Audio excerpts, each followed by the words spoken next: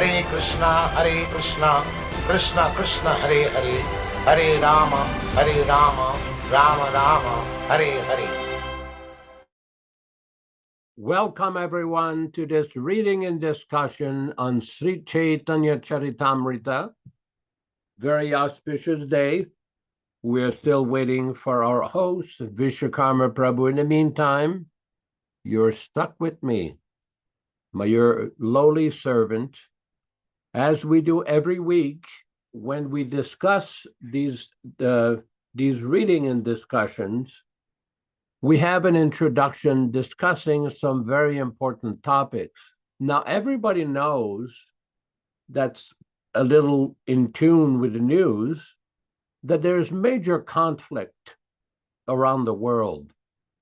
We see this conflict in the Middle East. We hear of conflicts in India. We hear of conflicts between different nations, different social groups, different religious groups. This is the characteristic of the Kali Yuga. Kali Yuga means the age of quarrel and hypocrisy. That is why in this particular age, Sri Chaitanya Mahaprabhu advented himself to bring the Sankirtan movement. Because in this particular age, it is described in the Srimad Bhagavatam that there is an ocean of faults. Kalero dosha nidhi rajan, astiyeko mahan gunaha, kirtanad eva krishnasya, mukta sangha param vrajet. What this means is kalero dosha nidhi. Dosha nidhi means that this age of Kali Yuga, the particular age in which we are now, is considered an ocean of faults. There are so many difficulties and discrepancies everywhere. Everywhere there is problems. As such, the Srimad Bhagavatam has recommended that anybody who is interested to have peace, happiness, and prosperity should engage in the Sankirtan movement of Sri Chaitanya Mahaprabhu. And this is nicely summarized in this verse, Kalero dosha nidhi rajan, astiyeko mahan gunaha. But there is one great quality. What is that quality? Kirtanad eva krishnasya. Simply by engaging even once in the kirtan of the name of Krishna, mukta sangha param vrajet, one can immediately be liberated from all anxiety, all past karma, all difficulties. That is the recommended path given by Sri Chaitanya Mahaprabhu and all the great acharyas. Now, coming back to this point about conflict, one doesn't have to be a wizard to figure out that there is a lot of difficulty in this age. There's so much conflict between nation to nation, certain political groups against other political groups, certain religious groups against other religious groups. But the Bhagavad Gita has given the solution to all these problems. In the Bhagavad Gita, chapter 5, text 29, Lord Krishna described Bhoktaram Yajñatapasam Sarvaloka Maheshwaram Sturidam Sarvabhutanam Yatvamam Shantimrichati. Venkadat Bhatta Prabhu is going to display the verse very nicely.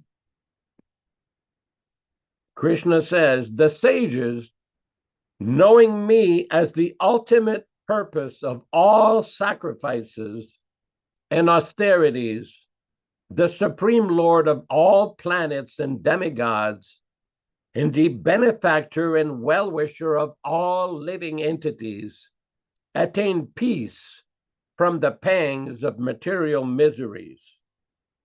And we see here in the purport, Prabhupada gives so many explanations here of how to deal with the material world. Prabhupada explains, the conditioned souls within the clutches of illusory energy are all anxious to attain peace in the material world, but they do not know the formula for peace, which is explained in this part of the Bhagavad Gita.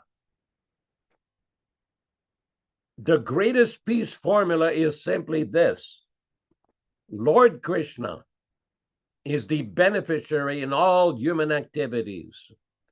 Men should offer everything to the transcendental service of the Lord because he is the proprietor of all planets and the demigods thereon.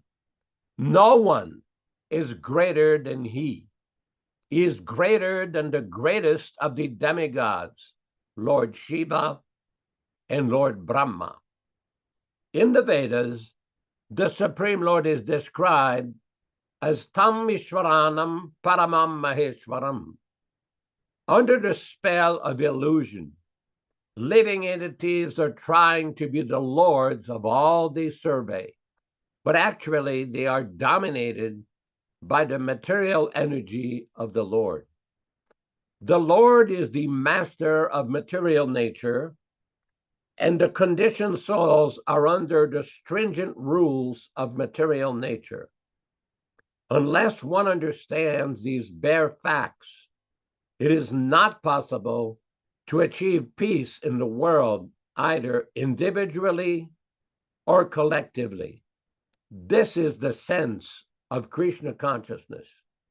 Lord Krishna is the supreme predominator, and all living entities, including the great demigods, are his subordinates. One can attain perfect peace only in complete Krishna consciousness. There's also a very interesting text in the Chaitanya Charitamrita that describes that only those who are devoted to Lord Krishna can have peace. Bhukti Mukti Siddhi Kami Sakali Ashanta. Ashanta means no peace. They're not peaceful. Those who are bhuktis, anchoring after sense gratification. Mukti, those who are anchoring after liberation. And Siddhi Kamis, those who are hankering after mystic yoga perfection. Oh, here, the verse is right here. Venkat pulled it up. Krishna Bhakta Nishkam Ataiva Shanta Bhukti Bhukti Siddhi Kami Sakali Ashanta. Let's see how Srila Prabhupada presents this. Because the devotee of Lord Krishna is desireless, he's peaceful. Primitive workers desire material enjoyment, jnanis desire liberation, and yogis desire material opulence. Therefore, they're all lusty and cannot be peaceful.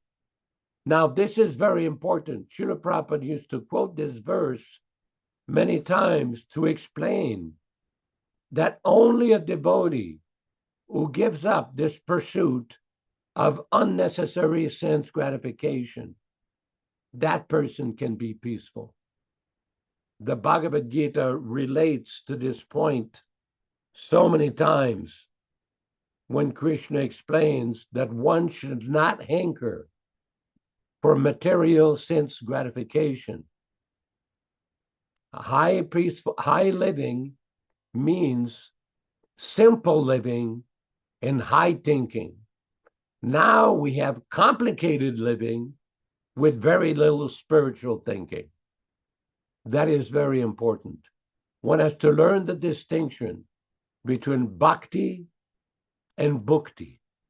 Bhakti means causeless devotional service to Lord Krishna under the direction of the bona fide acharya. And bhukti means the pursuit of sense gratification. Just the other day, I was listening to a lecture of Srila Prabhupada, where Prabhupada was explaining that in the material world, No matter how much sense gratification you get, you will always hanker for more. Always. This is the disease. Why people are not happy, why they're not satisfied. It is not difficult to understand. It is not difficult to comprehend.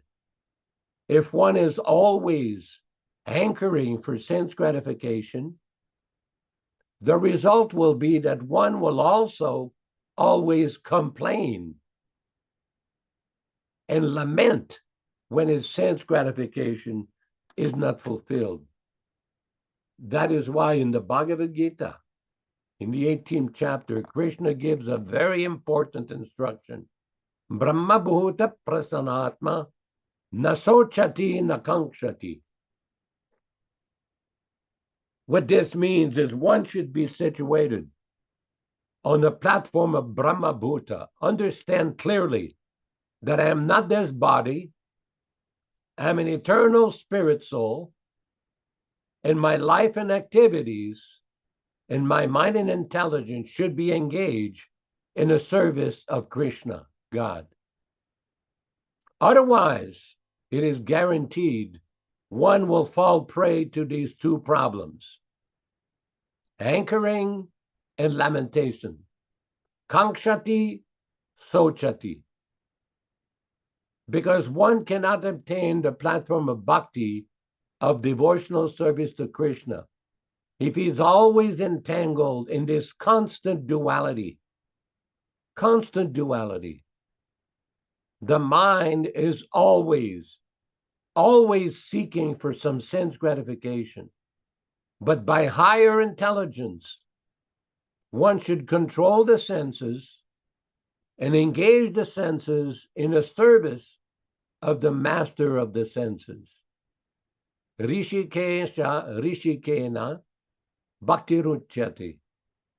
The senses should be engaged in the service of the master of the senses. That is why there is great importance in Vaishnavism, bona fide Vaishnavism, not Sahajya Vaishnavism, but bona fide proper Vaishnavism, in offering foodstuff to Krishna. Unoffered food is called bhoga. When the food is offered with love and devotion, according to the instruction of the authorized acharya like Srila Prabhupada, then it becomes prasadam. Prasadam means the mercy of the Supreme Personality of Godhead. But one cannot manufacture his own way of offering the bhoga. This has become a very popular technique by some people, claiming that they're offering according to some new system to offer the food to their so-called living gurus, or living gurus, singular. The problem with that is Srila Prabhupada never authorized that concoction. There is no record anywhere where Srila Prabhupada said that after my departure, change everything that I've taught you and instruct you how to offer the bhoga. There's no record of that, because Prabhupada did not want to introduce a new change every 5 minutes. Prabhupada was the empowered acharya, the bona fide authorized representative of Sri Chaitanya Mahaprabhu, an actual Nitya Siddha, eternally liberated soul who came from the spiritual world to engage people in the science of Krishna consciousness. And one can only understand the position of such an exalted personality if one follows the instruction as it is. Why did Srila Prabhupada call his Bhagavad Gita as it is? He explains in the beginning of the Bhagavad Gita that the reason why he named his Bhagavad Gita, he titled the Bhagavad Gita as it is because he was asked by a lady to recommend a bona fide edition of the Bhagavad Gita. And he said he could not recommend one because all of these other editions were misrepresenting the purpose of the Bhagavad Gita. What is the purpose of Bhagavad Gita? For those who are serious about spiritual life, about self-realization and spiritual realization, about finishing the miseries of this material world, about attaining peace and satisfaction. In Sanskrit, it's called santushti, to be satisfied without unnecessary hankering. For those who are serious, they should study the Bhagavad Gita as it is, according to the Acharya as it is, to the bona fide authorized Acharya, Srila Prabhupada. Because Krishna in the Bhagavad Gita recommends Acharya upasanam saucham. One should worship and accept the bona fide Acharya. Our good friend, Dr. Ron in Sacramento, many times used to quote to me a very small portion of the Chandogya Upanishad, which Srila Prabhupada used to quote very often,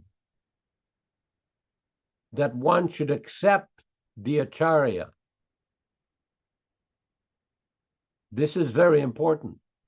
One cannot challenge the Acharya or disobey the Acharya or neglect the bona fide Acharya and expect to get a good result. This is very, very essential to understand. That's why the Bhagavad Gita recommends that vidhi pranipatena pariprasnena sevaya upadityanti te jnanam jnaninas tattvadarshinaha. That one should accept the bona fide Acharya, inquire from him, render service to him, surrender to him. Interesting, I know I've shown this before. I've got with me here, I'll show it on the screen, maybe Venkat can locate it. What this is a translation of that very important verse from Bhagavad Gita, chapter 4, text 34. Actually, this was found in the Radha Damodar temple in Vrindavan in 1972 when Srila Prabhupada requested Guru Das to clean up. Here we go. Wow. That Prabhupada, that number 6 in the bottom, we found this in Srila Prabhupada's trunks. Prabhupada requested Guru Das in the upper rooms of the Radha Damodar temple in Vrindavan, the most sacred temple, to clean his trunks. He had several trunks that he had kept there from Jhansi. After he left Jhansi to go to Mathura, he brought these trunks, and it had many old manuscripts of Easy Journey to Other Planets, Bhakti Rasamrita Sindhu, some old writings of Chaitanya Charitamrita, Adi Lila. He had all kinds of artifacts from his days at the pharmacy in Allahabad, in Prayag. And we found this amidst the papers. Prabhupada translates it, chapter 4, text 34 of Bhagavad Gita.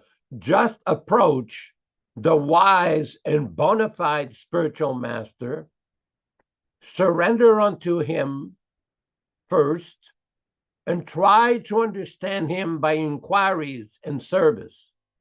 Such a wise spiritual master will enlighten you with transcendental knowledge because he has already known the absolute truth. Now, this is a very important point. In other places in Prabhupada's books, he says the spiritual master has actually seen the truth, has actually seen Krishna. What does that mean? What does that actually mean when Prabhupada said that he has seen Krishna? Factually, that means that he has realized Krishna. He has fully understood who is Krishna, who is God, in all of his manifestation, his various names, his various qualities, his various activities, his various incarnations. It's very detailed. Spiritual life is not a hit and miss. No, it is very detailed and very precise. And how to achieve that spiritual life means to receive the knowledge as it is. Various Mayavadis, speculators, impersonalists, jnanis, so-called yogis, so many of them will deal with Bhagavad Gita. Many Sahajiyas do that. Many pseudo-Vaishnavas would do that. Many self-appointed acharyas will do that. But they miss the point of accepting the authority of the acharya. Every time we have some of these classes, I point out to Krishna Katha Prabhu's screen where he shows the original 1962 Srimad Bhagavatam. He shows that. Why do we keep displaying this? Because it is the same message as the Bhagavad Gita. Prabhupada, you state the Bhagavad Gita was spoken by Lord Krishna, and the Srimad Bhagavatam described the activities and the process of bhakti to attain Lord Krishna.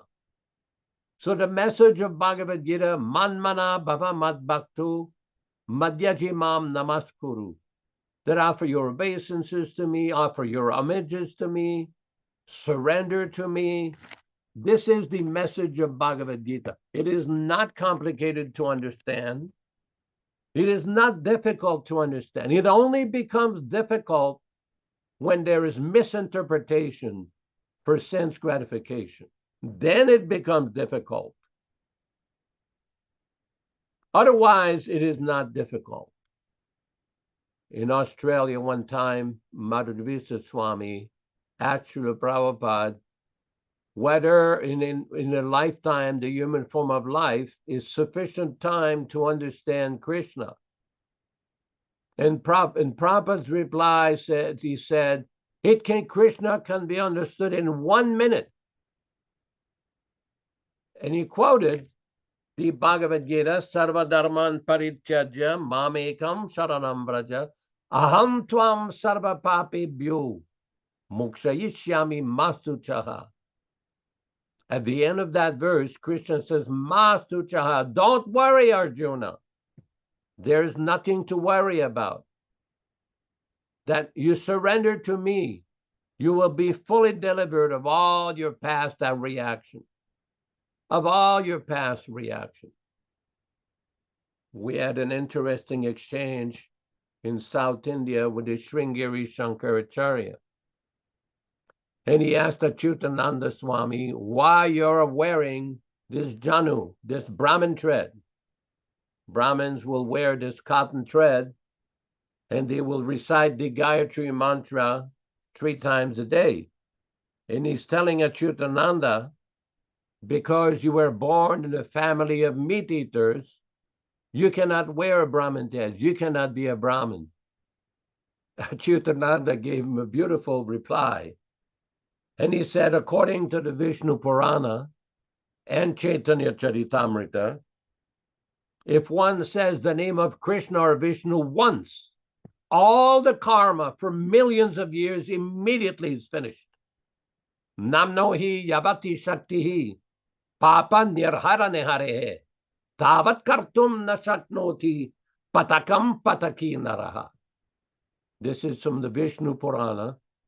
Srila Prabhupada quoted that several times, that if one simply chants one name of Krishna, one name of Lord Vishnu, all of his activities will be past bad activities, sinful activities will be cleared up.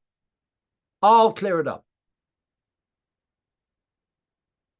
And Nityānanda asked the Swami, so which is stronger, the name of Krishna or Vishnu or the eating of meat?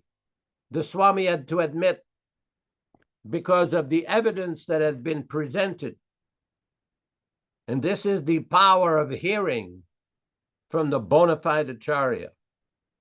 although this Swami, this Acharya, he was a follower of Adi Shankaracharya, very learned. He knew Sanskrit very well and very, very scholarly person, very famous all over India. Within a few minutes, Nityānanda defeated his argument.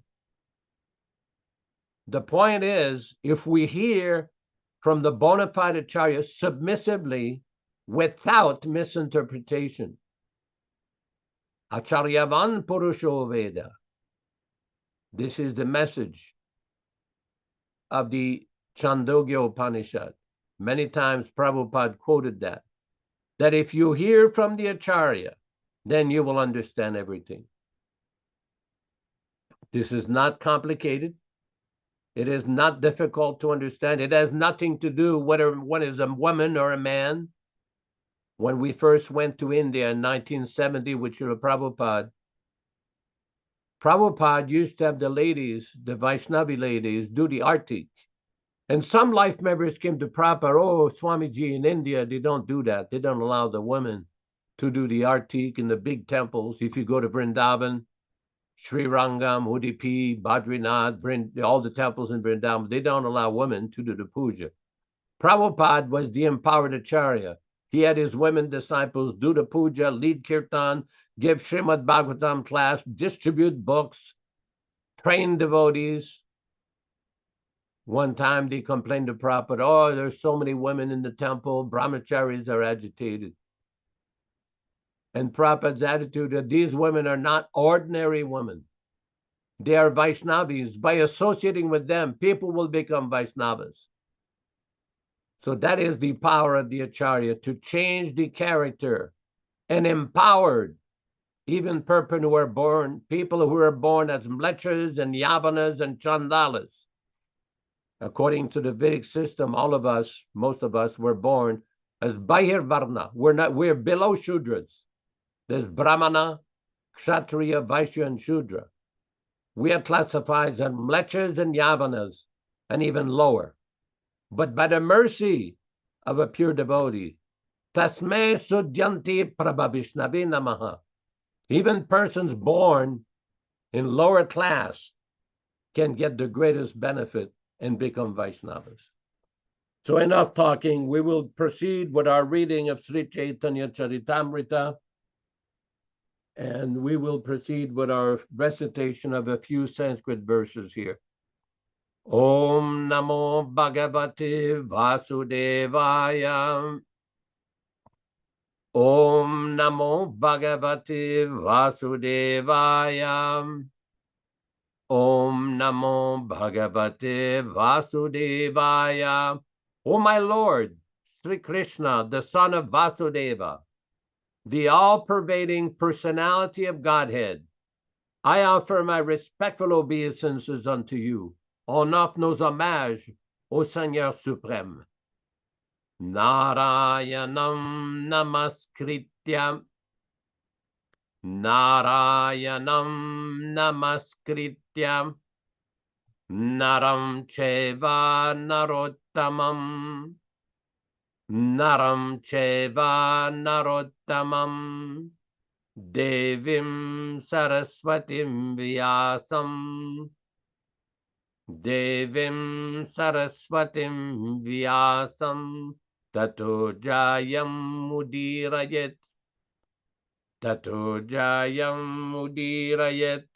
One should utter the means of conquest, Srimad Bhagavatam and Sri Chaitanya Charitamrita, after offering respectful obeisances, one, to the personality of Godhead Narayana, two, to the Nara-Narayana Rishi, who is the supermost human being, three, to the Mother Saraswati, the goddess of learning, then four, to Srila Vyasadeva, the author, from Srimad Bhagavatam 1-4.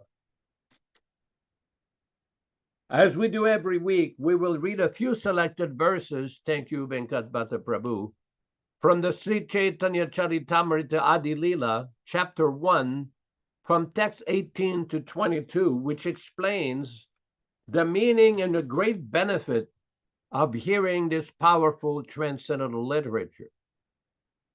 Chapter 1, text 18. Jai Jai Sri Chaitanya Jai Nityānanda Jaya Dvaita Chandra Jaya Gaura Bhakta Vrinda. Glory to Sri Chaitanya and Nityānanda. Glory to Advaita Chandra, and glory to all the devotees of Sri Gaura. Toutes les gloires à Seigneur Chaitanya. 18 Thakur Gaudiya ke Kariye Chenayat Masat. 18 Era Charana Vandan Tire Morinat. These three deities of Vrindavana, Madan Mohan, Govinda, and Gopinatha have absorbed the heart and soul of the Gaudiya Vaishnavas, followers of Lord Chaitanya. I worship their lotus feet, for they are the lords of my heart. Grantera Rambi Kari Mangala Charana Guru Vaishnav Bhagavan Tinera Smarana. In the beginning of this narration, simply by remembering the spiritual master, the devotees of the Lord, and the personality of Godhead, I have invoked their benedictions. Tinera Smarane Vigna Vinashana Anayasehoi Nijavanchita Purana. Such remembrance destroys all difficulties and very easily enables one to fulfill his own desires. Semangala Charanoi Trivida Prakar Vastu Nirdesha Shiravada Namaskara. The invocation involved three processes: defining the objective, offering benedictions, and offering obeisances. This week we will be reading from Adi Lila of Chaitanya Charitamrita, chapter 5, text number 2. All synonyms, translations, and purport by His Divine Grace, A.C. Bhaktivedanta Swami Prabhupada, founder Acharya of the International Society for Krishna Consciousness, also known as the Krishna Consciousness Movement. Jai Jai Sri Chaitanya Jai Nityānanda Jaya Dvaita Chandra Jaya Gaura Bhakta Vrinda. Jai Jai, all glories, Sri Chaitanya, to Sri Chaitanya Mahaprabhu. Jai Nityānanda, all glories to Lord Nityānanda. Jaya Dvaita Chandra, all glories to Advaita Acharya. Jaya Gaura Bhakta Vrinda, all glories to the devotees of Lord Sri Chaitanya Mahaprabhu. Translation by Srila Prabhupada. All glories to Sri Chaitanya Mahaprabhu. All glories to Lord Nityānanda. All glories to Advaita Acharya. And all glories to all the devotees of Lord Chaitanya Mahaprabhu. Toutes les gloires au Seigneur Chaitanya Mahaprabhu. Text number 3. Ishat shloke kaila Krishna Chaitanya Mahima. Pancha shloke kahi Nityānanda Tattvasima. This Shat shloke in 6 verses, Kahila described Krishna Chaitanya Mahima, the glories of Lord Sri Chaitanya Mahaprabhu. Pancha shloke in 5 verses, Kahi, let me explain, Nityānanda, of Lord Nityānanda, Tattva, of the truth, Sima, the limitation. Translation by His Divine Grace. I have described the glory of Sri Krishna Chaitanya in 6 verses. Now, in 5 verses, I shall describe the glory of Lord Nityānanda. Text 4. Sarvavatari Krishna Swayam Bhagavan Tanhar Dvitiya Deha Sri Balarama Sarva Avatari, the source of all incarnations. Krishna, Lord Krishna. Svayam, personally. Bhagavan, the Supreme Personality of Godhead. Tanhara, his. Dvitiya, second. Deha, expansion of the body. Sri Balarama, Lord Balarama. Translation. The Supreme Personality of Godhead, Krishna, is the fountainhead of all incarnations. Lord Balarama is his second body. Purport. Lord Sri Krishna, the absolute personality of Godhead, is the primeval Lord, the original form of Godhead, and his first expansion is Sri Balarama. The personality of Godhead can expend himself in innumerable forms. The forms that have unlimited potency are called svamsa, and forms that have limited potency, the living entities, are called vibhinamsa. Text 5. Ikai swarupdan hi binna matrakai, adyakaya vyuha Krishna lilara sahai. Ikai, one. Swarupa, identity. Danhe, both of them. Binna matrakai, only two different bodies. Adya, original. Kaya vyuha, quadruple expansions. Krishna lilara, in the pastimes of Lord Krishna. Sahaya, assistance. Translation by Srila Prabhupada. They are both one and the same identity. They differ only in form. He is the first bodily expansion of Krishna, and he assists in Lord Krishna's transcendental pastimes. Purport. Balarama is a svamsa expansion of the Lord, and therefore there is no difference in potency between Krishna and Balarama. The only difference is in their bodily structure. As the first expansion of Godhead, Balarama is the chief deity amongst the first quadruple forms, and he's the foremost assistant of Sri Krishna in his transcendental activities. Text number 6.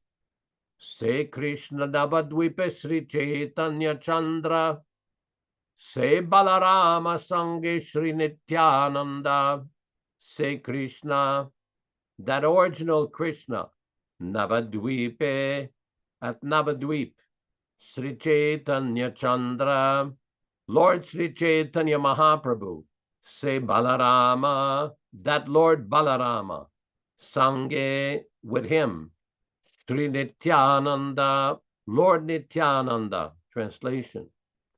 That original Lord Krishna appeared in Navadvip as Lord Chaitanya, and Balarama appeared with him as Lord Nityānanda.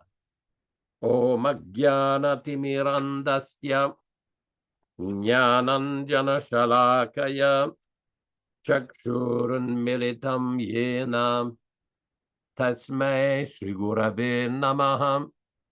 Namo Vishnupadaya Krishna Prestaya Bhutale Srimate Bhaktivedanta Swamin Niti Namine Namaste Saraswati Deve Gauravani Pracharine Nirvishesha Shunyavadi Paschatya Deshatarine Bhakti Siddhanta Shishyaya Bhakti Vedanta Namine Prasannaya Prashantaya Tasmai Shri Gurave Namaha.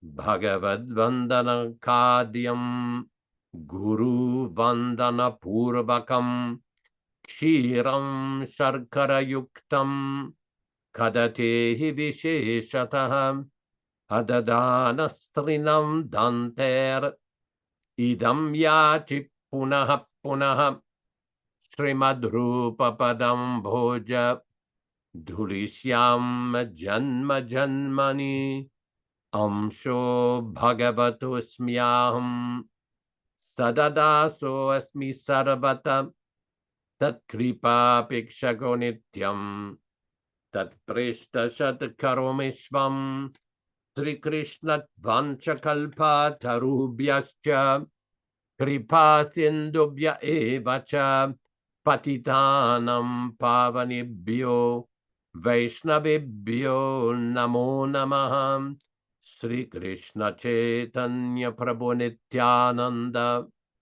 Sri Advaita Gadadhara Srivasadi Gaura Bhakta Vrinda Hare Krishna Krishna Krishna Hare Hare Hare Rama Rama Rama Hare Hare. For those of you who are familiar with the internet and Facebook, we know that there is a lot of different postings that go on Facebooks promoting different, for those who are Vaishnavas, promoting different understanding of spiritual life. There's one older disciple of Srila Prabhupada, one of them on this call, Vishwakarma Prabhu, who often posts under the Prabhupada Disciples Association, our group on Facebook, different postings regarding Srila Prabhupada and his teachings and the correct understanding of how to understand the position of Srila Prabhupada. And there's also another devotee of Srila Prabhupada, a senior disciple named Gargamuni. Gargamuni was one of the first disciples in 1966. And we had the good fortune of being with Gargamuni in Calcutta in 1971-72, when Srila Prabhupada first went to India at Mayapur. He requested the devotees to buy some land so he could build a temple for Sri Chaitanya Mahaprabhu and the Panchatattva, following in the footsteps of his Guru Maharaj, Srila Bhaktisiddhanta Saraswati Thakur Prabhupada. In the beginning at Mayapur, there was just a little hut, because in 1972, the first Mayapur festival, before the festival, there was a big, massive flood. And it was very difficult to go from Navadvip to Mayapur. Very difficult, because you had to take a boat. The whole place was like an ocean, like a sea. And the only high ground was the road that had been constructed by Bhaktisiddhanta Saraswati Thakur Prabhupada from the birthplace of Sri Chaitanya Mahaprabhu all the way to the confluence of the Ganges and the Jalangi. So as the flood subsided, Prabhupada came to Mayapur, and there was the devotees built a little hut for him. There was no actual temple at that time. So the first major Mayapur festival in 1972 was actually quite an event, because Srila Prabhupada wanted to introduce to his godbrothers especially, and to everybody, the announcement of the building of the Mayapur Chandrodaya Mandir. Now, the original plan for this mandir was different than what was constructed today. The original plan was a Bengali-style Vaishnav traditional architecture, and there was like a mock display, a small display of the temple that had been constructed, built up by Nityānanda Prabhu. And it was quite amazing that Prabhupada wanted to invite all of his godbrothers for the opening, the ground-laying ceremony of this temple. Now, many of them came, some of them did not. As a matter of fact, some of them protested against our Srila Prabhupada.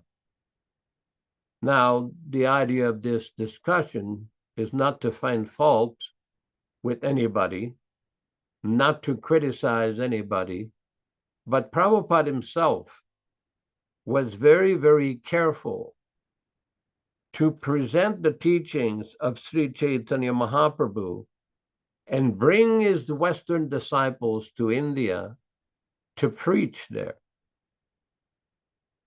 And just like I made reference earlier in this program, how Srila Prabhupada used his Vaishnavi disciples, his women disciples, to preach, to do deity worship, to do arti, to lead kirtan, to give Bhagavatam classes. He engaged them in numerous activities traditionally reserved in India, in these Vaishnava sampradayas, for men. But Prabhupada had a mission. The mission to spread the message of Sri Chaitanya Mahaprabhu was the foremost important thing for him. That was his focus, his single focus, to preach the message, the unadulterated message of Sri Chaitanya Mahaprabhu. Because the question comes up several times that if one is expert in quoting some Sanskrit or some Bengali, or expert in studying the Shastra, is that sufficient to really preach? And the answer is not quite.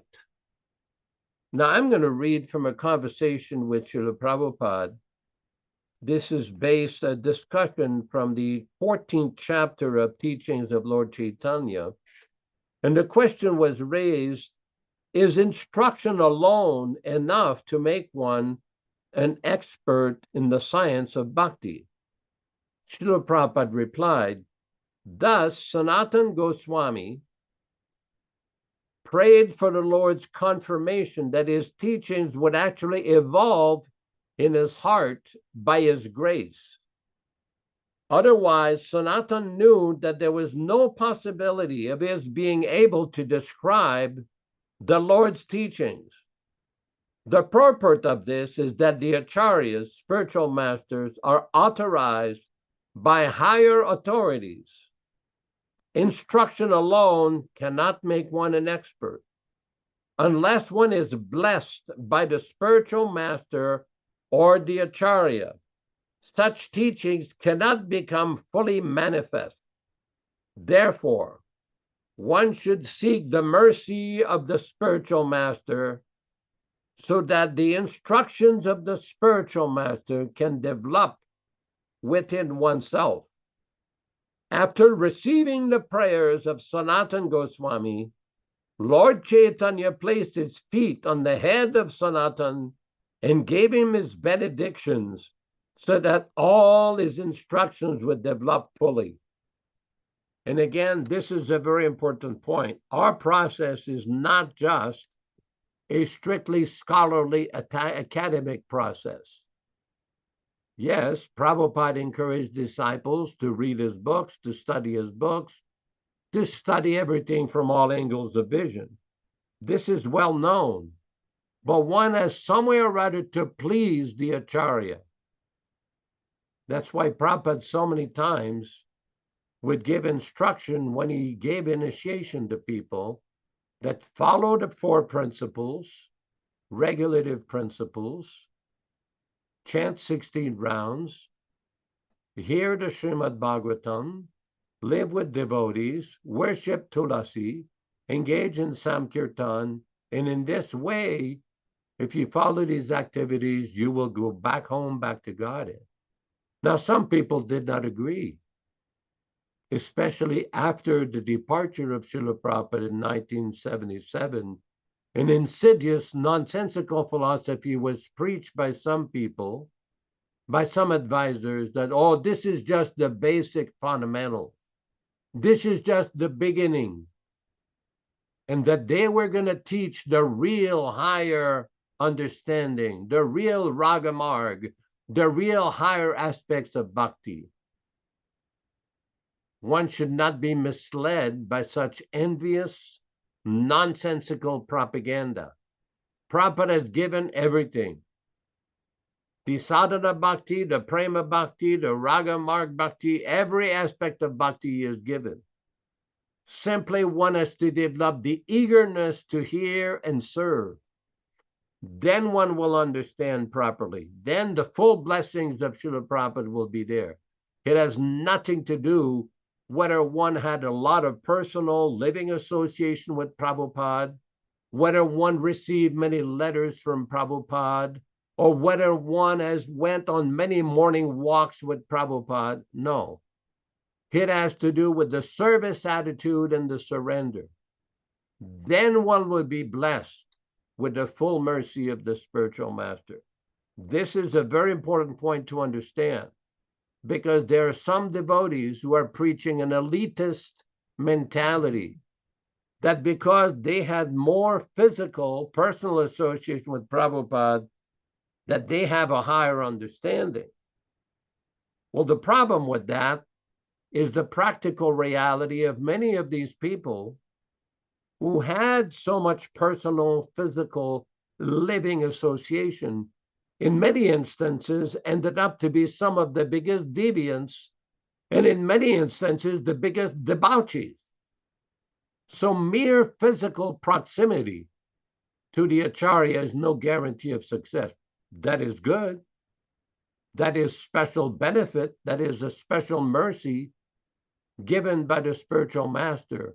But that mercy of the spiritual master is available to anyone, whether man or woman, whether they were directly initiated by Prabhupada or not. That mercy of Srila Prabhupada is available.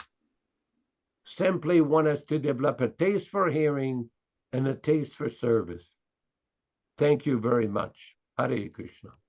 Glories to Srila Prabhupada. Thank you. And it is interesting to note, Prabhu, that in a recent lecture that I was listening to from Australia, that I mentioned this in an earlier program, Prabhupada was asked the question, are we as disciples eternally connected to you?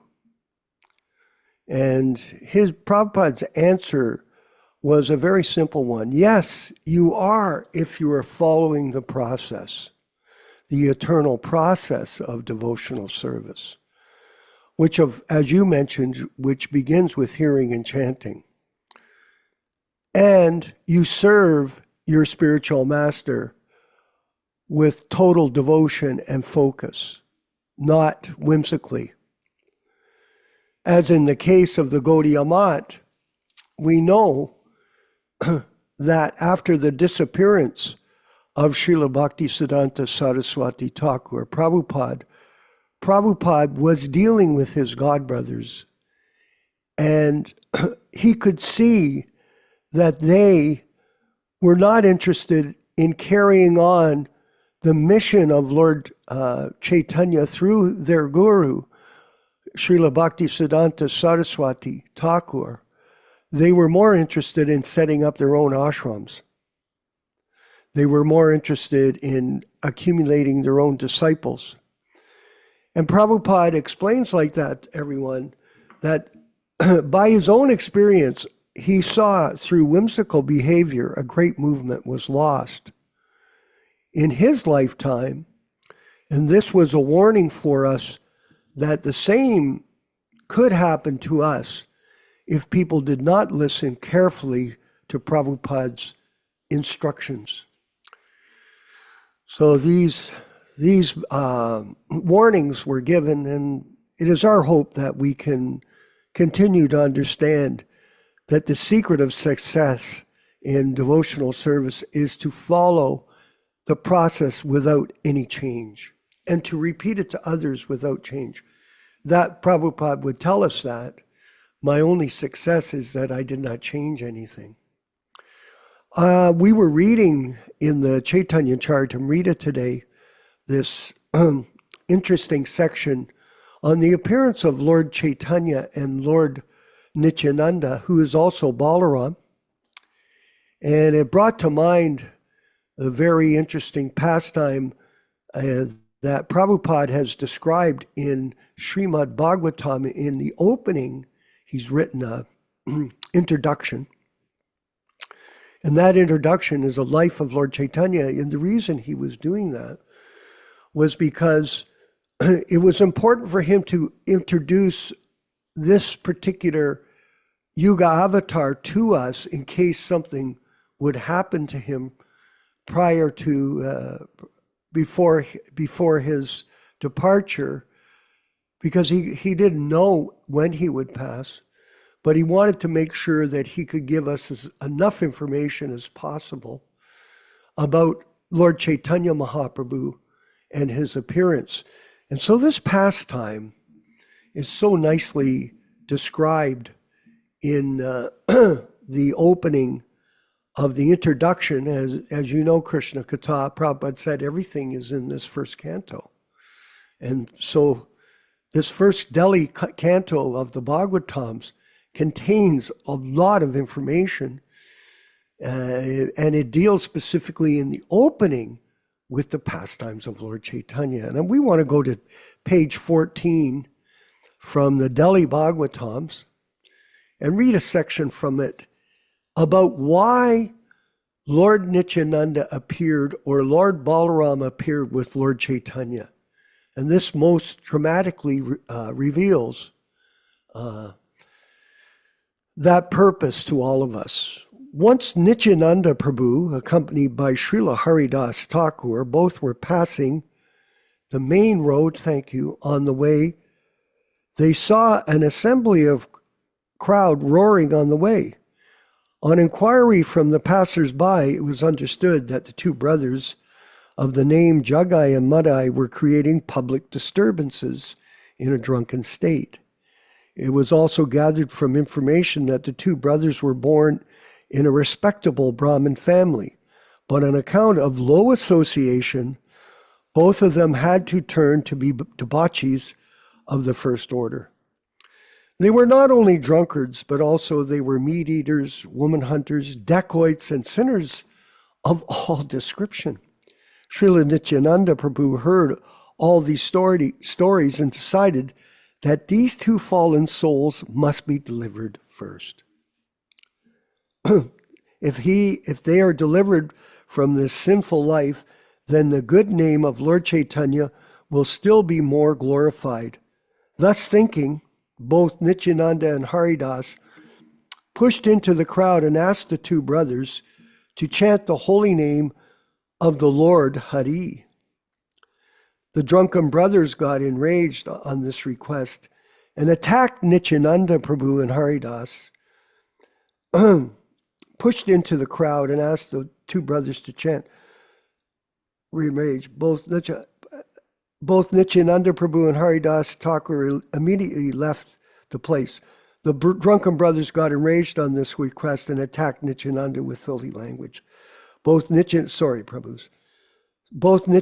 Prabhu and Haridas Thakur hurriedly left the place, and the drunken brothers chased them a considerable distance. Of course, was Nityānanda afraid of these people? Of course not. But he's here to teach a very important lesson for his reason for appearing with Lord Chaitanya. In the evening, the report of the preaching work was submitted to the Lord, and he was glad to learn that such a pair of stupid fellows were attempted for deliverance. The next day, again, Nityānanda Prabhu went to see the brothers, and as soon as he approached them, one of them threw a piece of a broken earthen pot hurled on the body of Lord Nityānanda Prabhu, and once the broken part struck on the forehead of the Lord, squishing out flow of blood.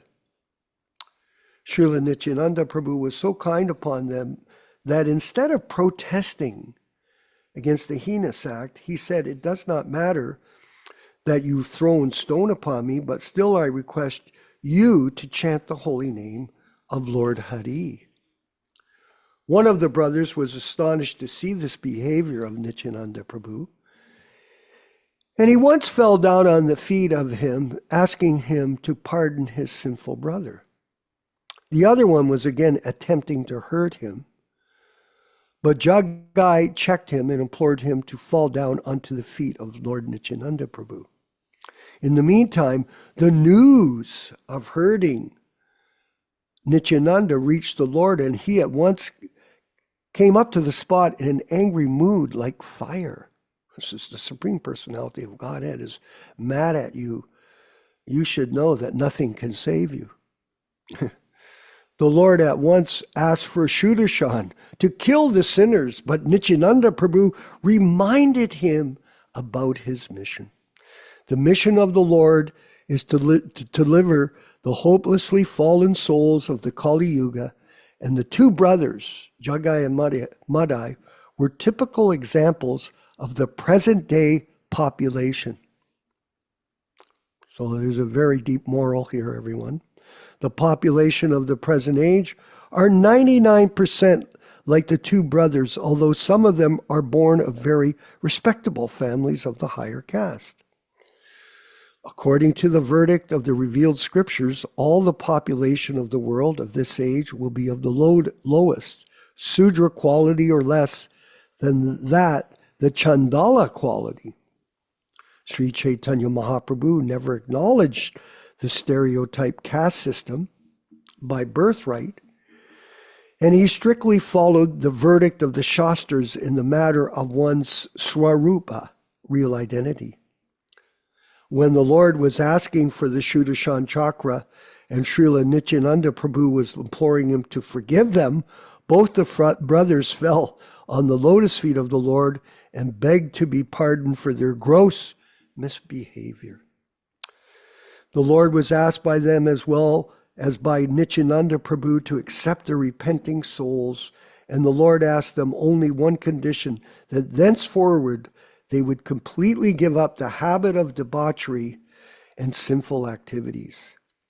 Both the brothers agreed and promised to give up their sinful habits, and the kind Lord accepted them without reference to their past misdeeds and sinful acts. This is the specific kindness of Lord Chaitanya. In this age, nobody can say very boldly that he is free from all kinds of sinful acts. Rather, it is impossible for everyone to say like that. But Lord Chaitanya accepted all kinds of sinful persons only on one condition, that such repenting souls promises not to indulge in the sinful habits after one is spiritually initiated, by the bona fide spiritual master. These are instructive things in this incident of the deliverance of the two brothers, Jagai and Madhai, by Lord Sri Chaitanya Mahaprabhu.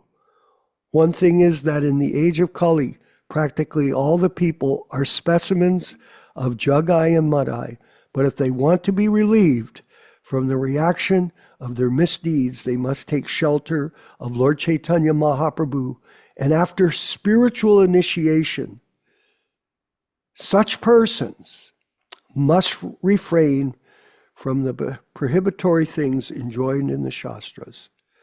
We shall deal in the prohibitory rulings in connections with the Lord's teachings to Srila Rupa Goswami. Oh, isn't that a wonderful pastime? Summarizing the reason for the appearance of Lord Chaitanya and Lord Nityānanda to deliver the fallen souls of the Kali Yuga. Yashodanandana Prabhu, if you could further comment. Well, you're raising some very important point here. You're raising some very important points. Yes. About the power of Sri Chaitanya Mahaprabhu. Chaitanya Mahaprabhu did not come with the same purpose as Lord Krishna. Lord Krishna says in the Bhagavad Gita, Paritranaya sadhunam vinachaya chadushkritam.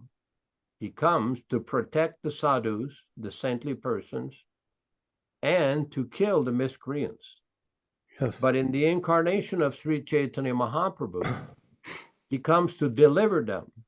So Lord Nityānanda Prabhu told him, if you kill everybody, where's the question of delivering them? So in this age of Kali, Prabhupada once commented about this, that Lord Chaitanya Mahaprabhu came to kill their ignorance. to kill their ignorance. And that is done by delivering them with the Maha Mantra. Hare Krishna, Krishna Krishna, Hare Hare. Krishna, Hare Rama, Rama Rama, Hare Hare. Hare This is the Hare. mission of Chaitanya Mahaprabhu, to deliver people of the age with the Maha Mantra. And Srila Prabhupada came as the foremost emissary, the foremost ambassador of Sri Chaitanya Mahaprabhu. He came to deliver the Maha Mantra and to deliver the teachings. This is very important because there are many persons currently who claim to represent Prabhupada, who claim to follow Prabhupada, to deliver Prabhupada's teachings. However, the biggest problem with many of these persons is that they are changing and distorting Prabhupada's teaching. One cannot simultaneously claim to follow Prabhupada and present Prabhupada and at the same time changing Prabhupada's books. That is a contradiction. If those who claim to be following Prabhupada, to be representing Prabhupada, you cannot simultaneously change his teachings, change his books, and distort his teachings, and at the same time boldly proclaiming, oh, we're following Prabhupada. That is not allowed. Because we have explained several times as part of these discussions that following Prabhupada means you have to follow his instructions. You cannot change his instructions in his books, claiming that you're following him. That's a major contradiction. And this is a very important point that many persons do not comprehend and do not understand. Why did Prabhupada say so many times, do not change my books? Do not change my instructions. Why? Because when you change the instruction, everything becomes polluted. We've often discussed this point, and we'll make the point again, how Prabhupada one time was asked about these books, why they're so important. And Prabhupada's point that these books are representative of God. These original books of Srila Prabhupada, the original instructions, are representative of God, representative of Krishna. So if one changes the book, changes the instruction, and distorts the instruction, it is no longer representing. This is a very, very essential, important points that we keep emphasizing from so many different angles. From so many different angles. One cannot distort the instruction of the Acharya, disobey the instruction of the Acharya, change the instruction of the Acharya, and simultaneously claim, oh, we follow the Acharya. No, that is not acceptable. Prabhupada did not want his disciples to change his books, to change his instruction under the guise of so-called editorial correctness. You cannot claim to follow the Acharya if you disobey the Acharya. You cannot claim to represent the Acharya, Srila Prabhupada, if you change his books. It is well known that the non-authorized 1983 Bhagavad Gita edition, which has been done by crafty persons, by motivated persons, that this change contains over 4,000 or 5,000 changes from the original Bhagavad Gita, the original 1972 authorized Macmillan edition. Oh, I'm sure that there's plenty of excuses and plenty of rationalizations to justify this. But ultimately, did Srila Prabhupada say that you should go back to the manuscript and change all this? He did not. And we'll leave it at that for now. Hare Krishna. Well, that's a very good point, and we'll open the floor for discussion. I just wanted to further comment that A lot of times, people, Prabhupada said, in the material world are envious, that everyone pretty much is affected with this defect. And it appears that despite the fact that Prabhupada had brought this mission of Lord Chaitanya to the most fallen, some of the disciples that he recruited did not give up the envious spirit that they possessed. And some of them even thought that Prabhupada was senile, that he didn't know what he was saying, what he wanted to do. For example, Prabhupada had asked, as you know, Mataji, to go from when he was sick to go to Govardhan Hill. And Yashoda knows this particular pastime. And some of our godbrothers refused to take him. Why? Oh, he doesn't really know what he's saying or thinking. There's a very famous story, as you all might know, that at the last moment of Prabhupada's Leela, one of our godbrothers, the person that has changed and edited the books, this is not to criticize, it's not meant to criticize, but define who it was, asked Prabhupada this last question, Mother, before Prabhupada departed from the earthly plane. He asked, Jayadvaita asked Prabhupada, who is the Supreme Personality of Godhead? Excuse me? You're asking the pure devotee a question to see if who is the Supreme Personality of Godhead? What a ridiculous question to ask at that moment, whatever he was thinking. And it proved in the future that he would also come forward as being some kind of sanctified person that could rewrite the Bhagavad Gita as a neophyte third-class devotee. It's a terrible thing. And such people, this poison, everyone, has spread all pervasively around the planet. And unfortunately, the Kali Yuga is raging out of control because of this sinister plot by some ambitious people within our group of disciples. All of us are disciples, but some of them that were with us, to become recognized as great philosophers, great spiritualists, great avatars, pretending, posturing, posing as such, and misleading a lot of people. And we know what went on, Yashodanandana Prabhu, in Russia. We had a particular godbrother there that went there, and he kicked out all of his godbrothers.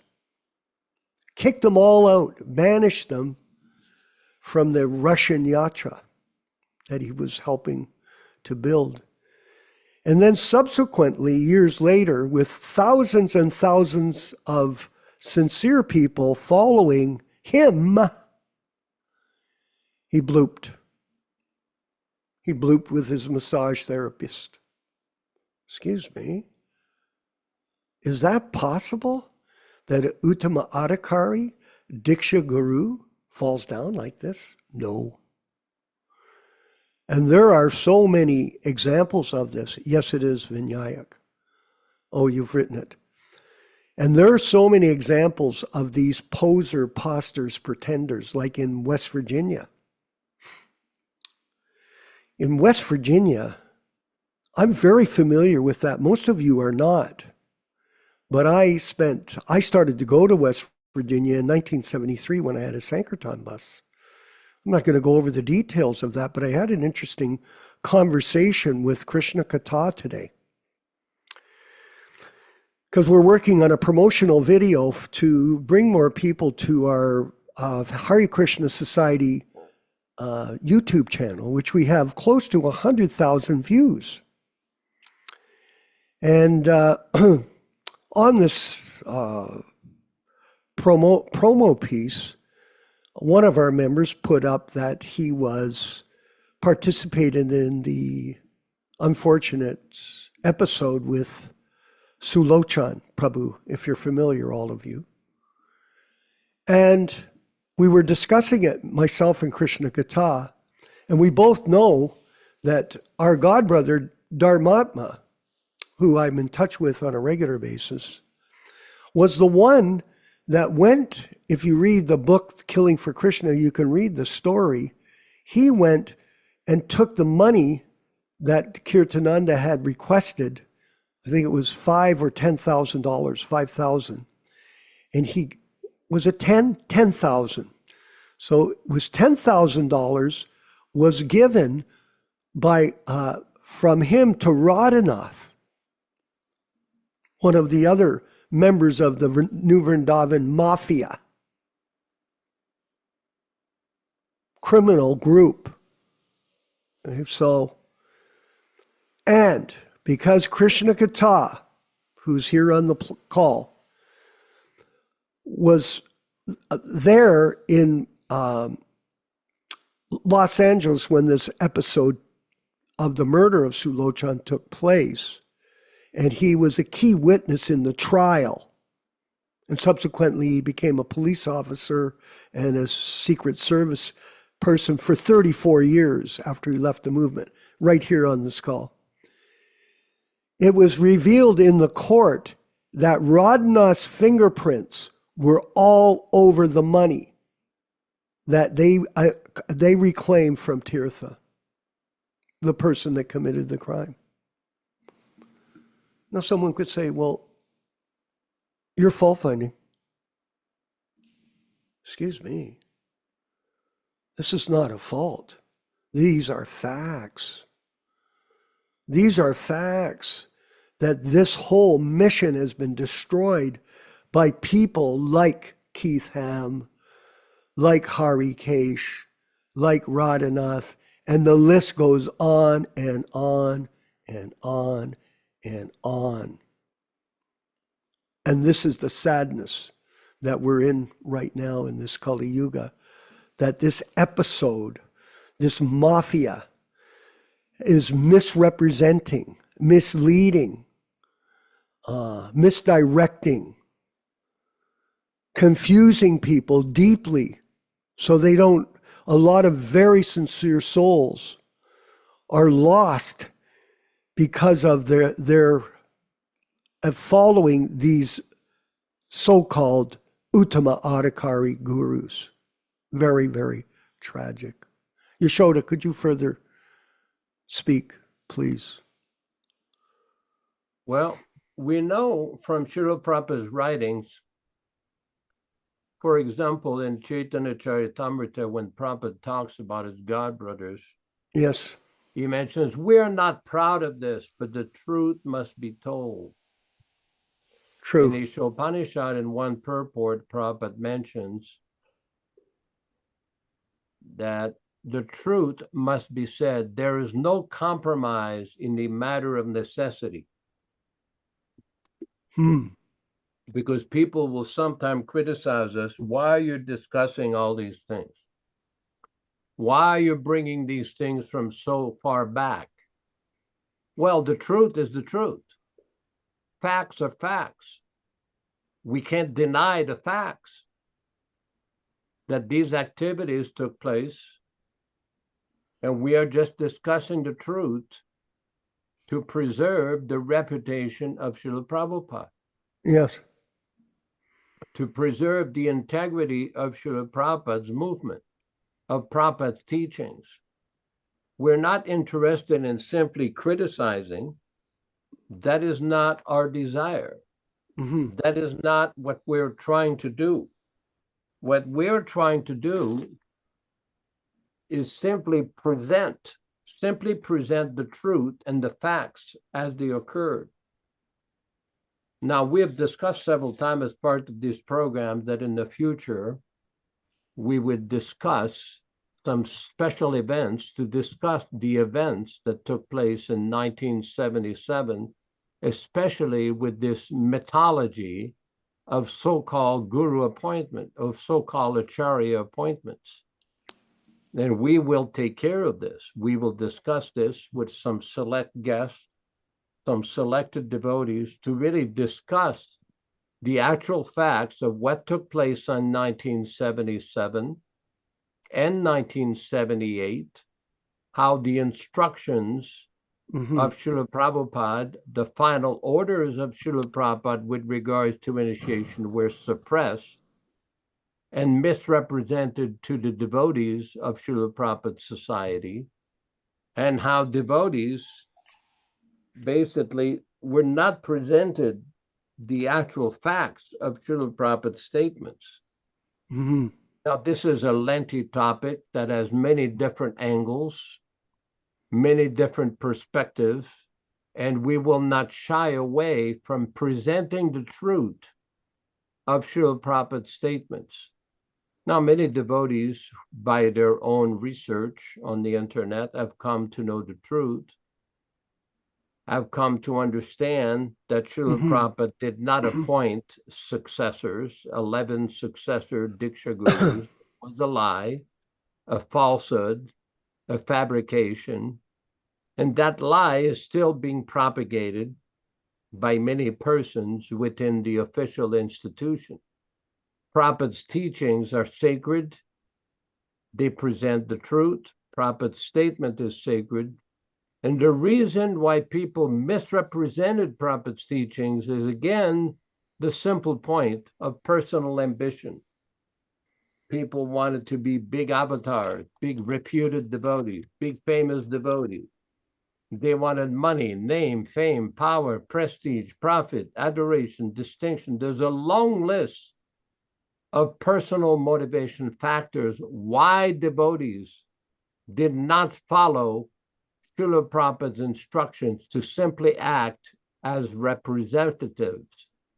This is not common. This is related also directly to the story that many times Dr. Ron Singh has emphasized, that Prabhupada's instruction for the management of his society was disregarded and disobeyed. They did not follow the Dham, the direction of management. Although they claim they're following, the reality is that they're not. So we'll leave it at that for now. We have some very good esteemed guests on here that you may call upon to discuss various related topics. We're close to the end. I wanted to mention, Krishna Katha, that I had an interesting conversation, Nilesh Sharma, with a fellow called, a God brother of mine, Dharmatma, today. Now, Dharmatma appears in the Peacock special that was recently seen by millions of people on television. And it was a very interesting program. I haven't seen the third part, but it's nothing but a tragedy and an unfortunate revelation of things that went on back then. But nonetheless, he put up a post recently this week, if actually it was yesterday, of Krishna life in Atlanta. Very interesting. Now, I had heard the leader of that group had said, his name is Bhakti Vikash. He had recently spoken on the internet publicly, so it's not something that he was hiding. He was suggesting that all the leaders in the ISKCON group should separate and just go on their own. We might as well do it because it's going to happen eventually. Despite the fact that many of them say they live a life of contradiction. Let's put it that way. So, and compromise. Contradiction and compromise. These are their two main pillars.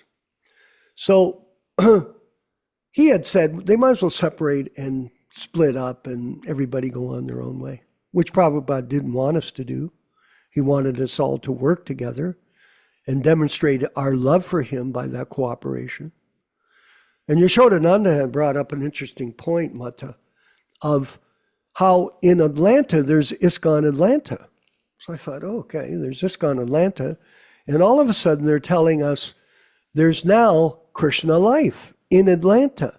And they've got their own temple, and they've got their own brahmacharis, and they've got their own books, and they're doing their own thing, and it's headed up by Bhakti Vikash. So I asked our Mahatma this very interesting question today. I didn't challenge him. I didn't argue with him. I didn't try to expose him. I asked him a question, Mother. I asked him, is this a separate group independent of ISKCON? And his answer was totally independent.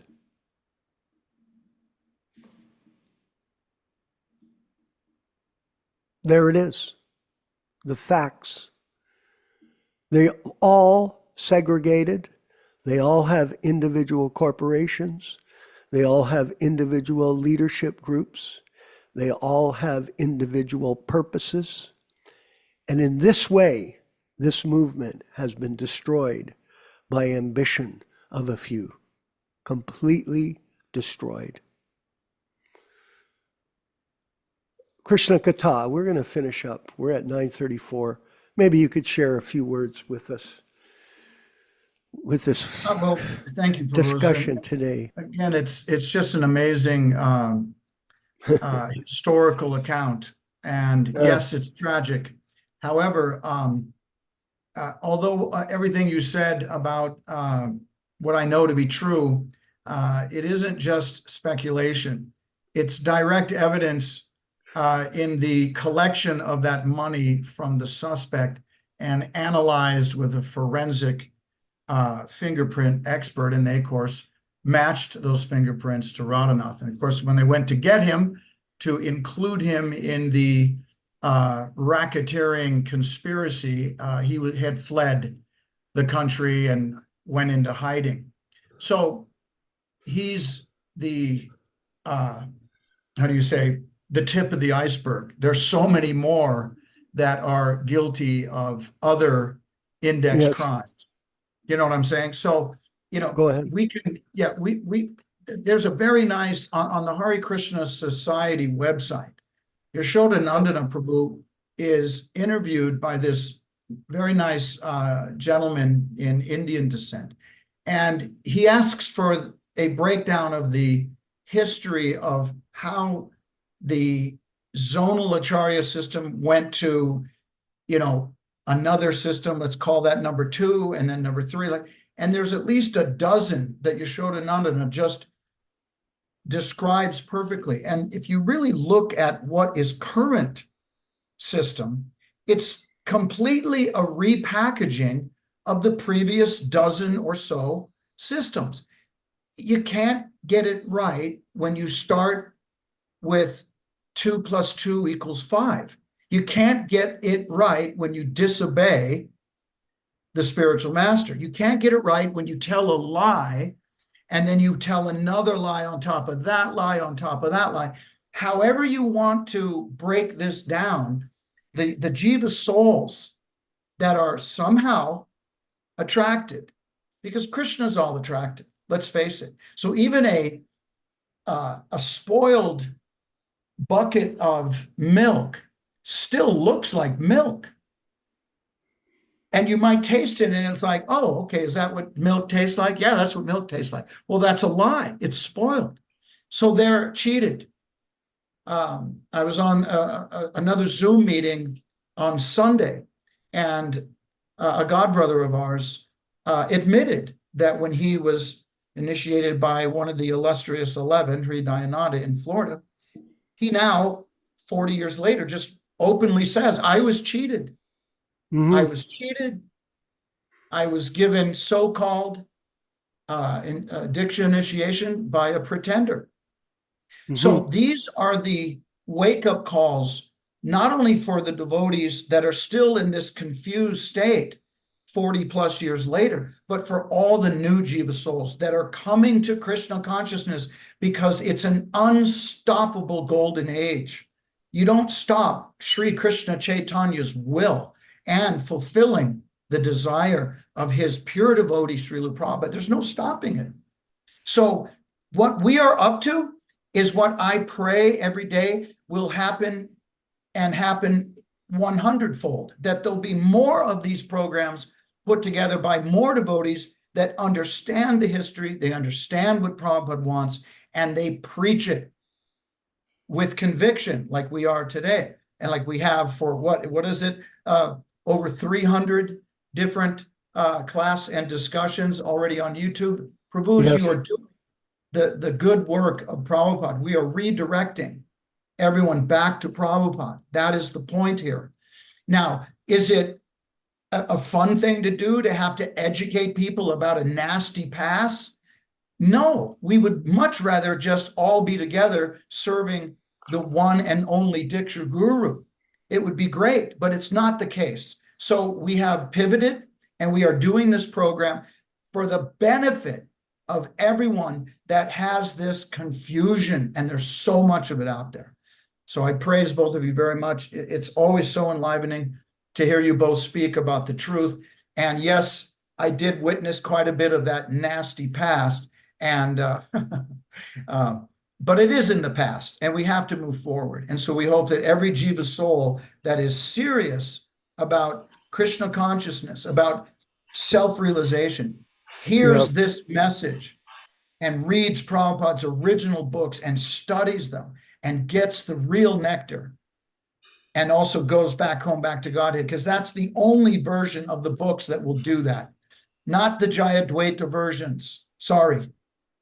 Not the Jayadvaita versions. Hare Krishna, everyone. All glories to Srila Prabhupada.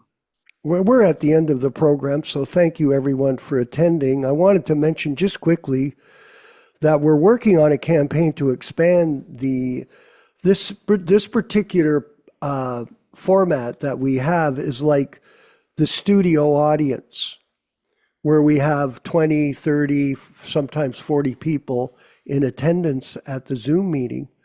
But I wanted to let you know that we're moving ahead. We're moving to 100,000 views of our class and discussion, our readings and discussions for the future generations moving forward, to make them aware. So this is the reason for these programs, to put them into the internet so that people who are researching in the future get the proper understanding. And I wanted to also mention that we're moving ahead with the Prabhupada Vyas Puja offering, so please send that in to Yashodhanandana Prabhu or myself, or to Vinkat Bhatta Prabhu as well. So we can present that to Srila Prabhupada in September. And I want to thank Bhakta Jad for working very hard with us, and he's been doing different services for us. And we're going to move forward right now with the Kirtan, and you're going to see that Bhakta Jad put this video together for us to accompany the Kirtan with Prabhupada playing on the bongo drum, and then we'll have the wind-up of the program and the prayers. Hare Krishna, all glories to Srila Prabhupada. Hare Krishna, Hare Krishna, Krishna Krishna, Hare Hare, Hare Rama, Hare Rama, Rama Rama, Hare Hare. Hare Krishna, Krishna Krishna, Hare Hare, Hare Rama, Rama Rama, Hare Hare.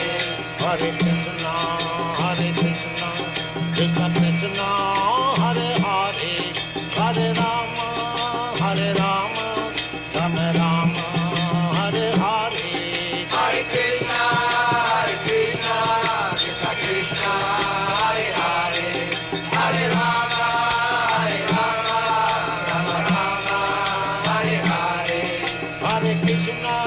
Hare Krishna, Krishna Krishna, Hare Hare, Hare Rama, Hare Rama, Rama Rama, Hare Hare.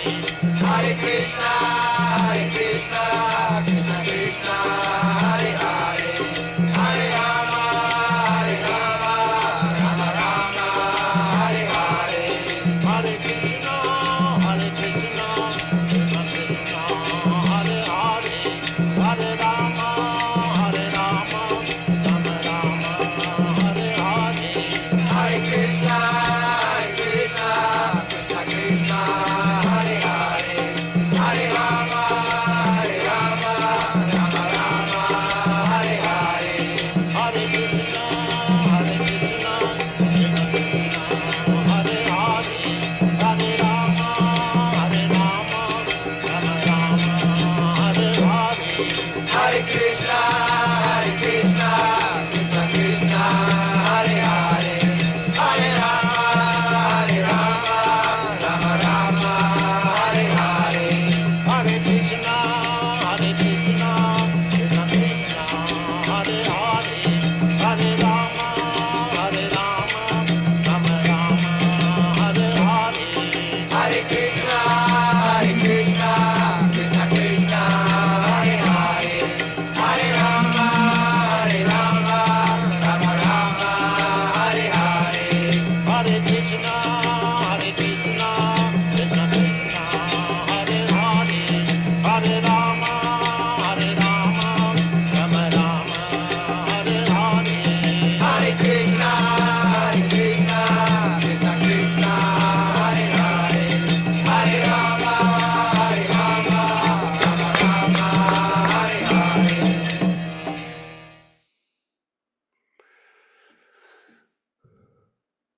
Vanchakalpa tarubhyascha kripa sindhu bhaivacha patita pavana vaishnavebhyo namo namaha. Namaha. I offer my respectful obeisances unto all the Vaishnava devotees of the Lord who can fulfill the desires of everyone, just like desire trees, and are full of compassion for the fallen souls. Hare Jai Shri Krishna. Ram. Glories to Srila Prabhupada. Hare Krishna, Krishna Krishna, Hare Hare, Hare Ram, Ram Ram, Hare Hare. Hare Krishna, Krishna Krishna, Hare Hare, Hare Ram, Ram Hare Hare. Hare Krishna, Krishna Krishna, Hare Hare, Hare Ram, Ram Hare Hare. Hare Krishna, Krishna Krishna, Hare Hare, Hare Ram, Ram Hare Hare. Hare Krishna, Krishna Krishna, Hare Hare, Hare Ram, Ram Hare Hare. Hare Krishna, Krishna Krishna, Hare Hare, Hare Ram, Ram Hare Hare.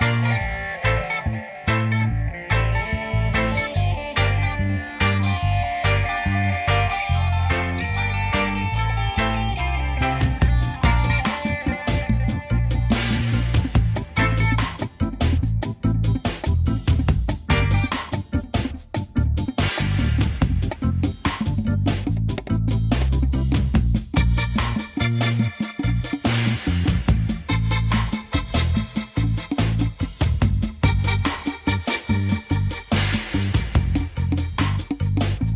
Rama Hare Hare. Hare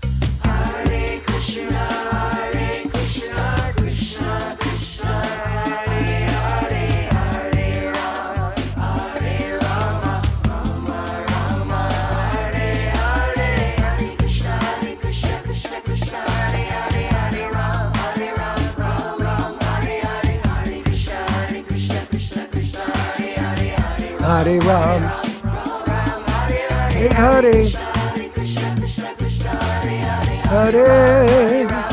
Ram Hare Hare. Hare Krishna, Krishna Hare Hare, Hare Ram, Ram Hare Hare.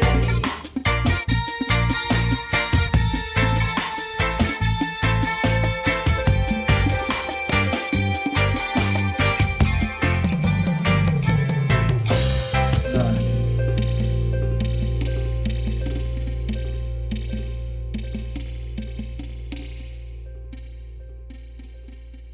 Krishna Krishna Krishna Hare Hare, Hare Rama